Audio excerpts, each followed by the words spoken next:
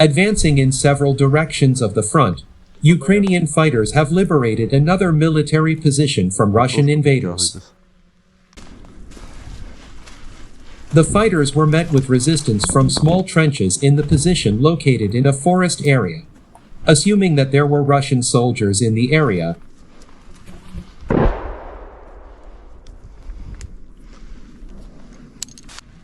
Ukrainian fighters fired from an automatic weapon before entering the trenches.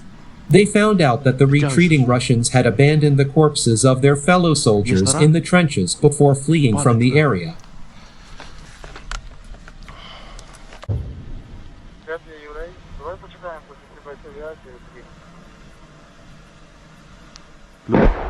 Плюс, ми на бугру закріпились, тут дуже хороший обзор, дуже хороша позиція.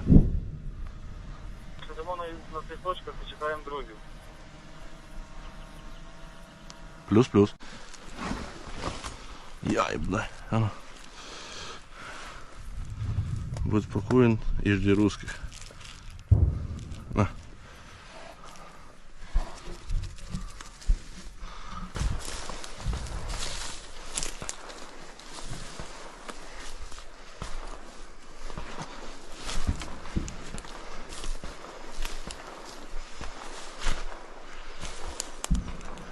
Пусто.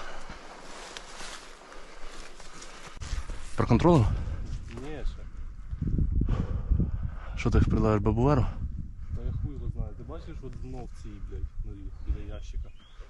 Ну вона така доволі ніби глибока, блядь. Капчик, проконтролюй зайди, але ти вам. Капчик. 5-0. Перед нами. Дивися прямо на нас. Треба, щоб ти зверху зайшов. Плюс, іду до нього. Підар.